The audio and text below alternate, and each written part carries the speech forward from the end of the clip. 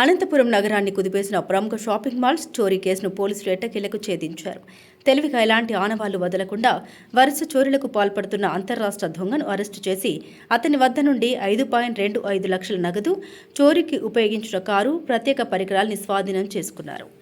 June 27 అర్ధరాత్రి కమలానగర్లోని dress circle మరియు Shri Kanchipuram PSR shopping మాల్స్లో ఈ చోరీ జరిగింది. భవనం పైకప్పు గుండా లోపలికి ప్రవేశించిన నిందితుడు మెట్ల ద్వారా గ్రౌండ్ ఫ్లోర్కు చేరుకుని క్యాష్ కౌంటర్లను పగలగొట్టి భారీ మొత్తంలో నగదు అపహరించాడు. ఎస్పీ జగదీష్ ఆదేశాల మేరకు 1 టౌన్ పోలీసులు, సిసిఎస్ పోలీసులు సంయుక్తంగా ప్రత్యేక బృందాల్ని ఏర్పాటు చేసి దర్యాప్తు ప్రారంభించారు. వందలాది సీసీటీవీ దృశ్యాల్ని పరిశీలిస్తూ సాంకేతిక ఆధారాలను సేకరిస్తూ నిందితుడి కదలికలపై నిఘా పెట్టారు. బెంగళూరు అనంతపురం రోడ్లోని ఎస్పీఆర్ ఫంక్షన్ హాల్ సమీపంలో నిందితుడిని అదుపులోకి తీసుకొని విచారించగా అసలు విషయాలు వెలుగులోకి వచ్చాయి. పోలీసుల విచారణలో నిందితుడు కర్ణాటక రాష్ట్రానికి చెందిన అంతర్రాష్ట్ర దొంగ అని తేలింది.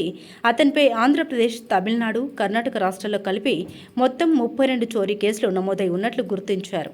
అత్యంత చాకచక్యంగా వ్యవహరించే ఈ నిందితుడు ప్రతి చోరీ సమయంలో ముఖానికి ప్లాస్టిక్ ఫేస్ మాస్క్, చేతులకు గ్లౌజులు ధరించి ఎలాంటి వేలిముద్రలు లేదా ఆనవాళ్లు దొరకకుండా ఒక్కడే చోరీలకు పాల్పడేవాడని పోలీసులు వెల్లడించారు. నిందితుడి వద్ద నుండి 5.25 లక్షల నగదు, చోరీకి ఉపయోగించిన కారు, తాళాలు పగలగొట్టే పరికరాలు, ఇతర సామగ్రిని స్వాధీనం చేసుకున్నారు. క్లూస్ టీం వాళ్ళతో కొన్ని గుర్తులు తీసుకోవడం జరిగింది. వారు ఇచ్చిన ఫిర్యాదు పైన కేసు కట్టడం జరిగింది 1 టౌన్ పిఎస్లో.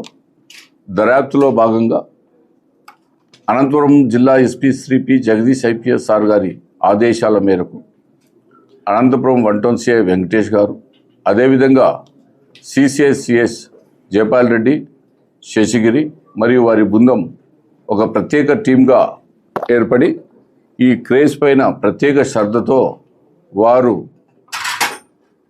పనిచేయడం జరిగింది.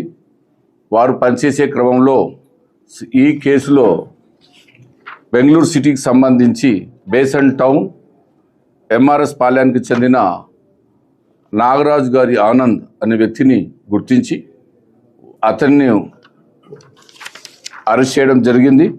అతని వద్ద నుండి డ్రెస్ సర్కిల్ నందు దొంగతనం చేసిన నమోదులో 5,25,000 రూపాయలు రికవర్ చేయడం జరిగింది.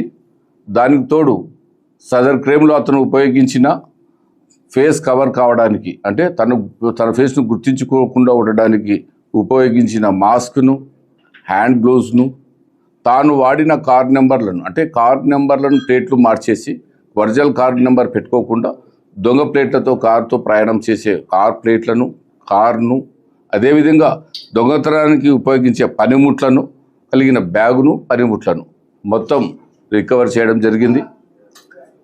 ఈ నాగరాజు గారి ఆనంద్ పైన ఇంత క్రితం కూడా చాలా కేసులు ఉన్నాయి. ఇతను సింగిల్ అఫెండరు. ఇతను ఎక్కడ పోయినా కూడా ముందుగా బాగా ట్రక్కి చేసి మాల్స్, షాప్స్ వీటిపైనే కాన్సన్ట్రేట్ చేసి దొంగతనాలు చేయడం జరుగుతాం. ఈ క్రమంలో అతని పైన అరెస్ట్ చేసి కోర్టుకు పంపడం జరుగుతుంది.